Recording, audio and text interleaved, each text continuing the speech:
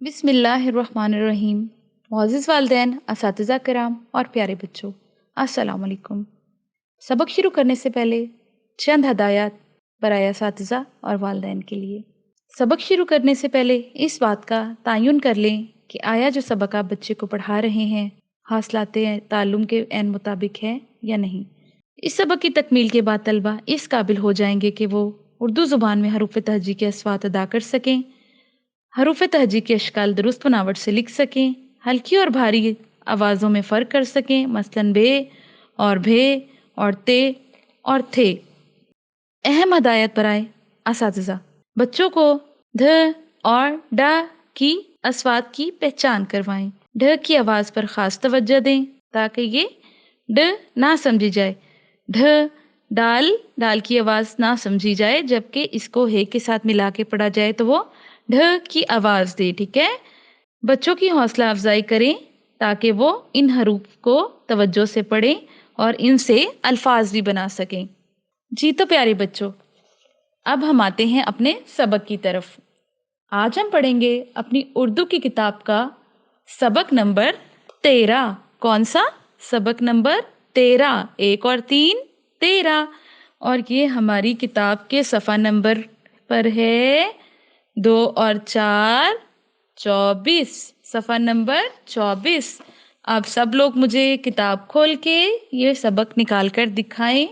Very good, سب کو پتہ چل گیا، ماشاءاللہ۔ آج ہم پڑھنے والے ہیں سبق نمبر 13 میں ڈال۔ ڈال اور ڈال کو 2 آنکھوں والی ہے سے ملا کر دیکھیں گے کہ اس سے کیا بنتا ہے، ٹھیک ہے؟ چلیں آج ہم سب سے پہلے پڑھتے ہیں ڈال۔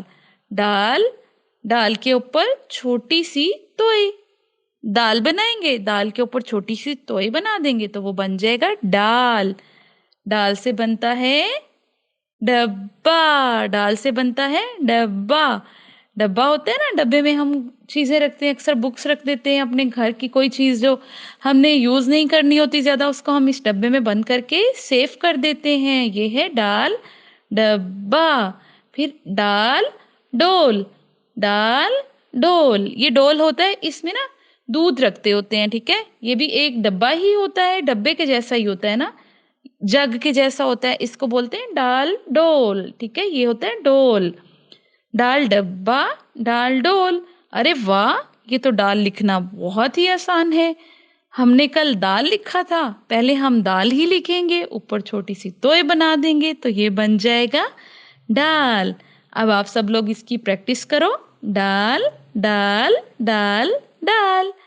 اب ہم دیکھتے ہیں کہ اس ڈال کو جب ہم 2 آنکھوں والی ہے سے ملائیں گے تو یہ کون سی آواز دے گا اور اس کے ساتھ پھر کیا بنے گا۔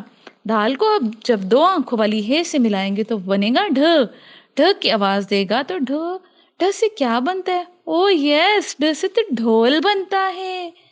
ڈھول کی آواز ہوتی ہے نا ڈھپ ڈھپ ڈھپ کر کے، اچھی لگتی ہے نا۔ ڈال سے بنا ڈھول۔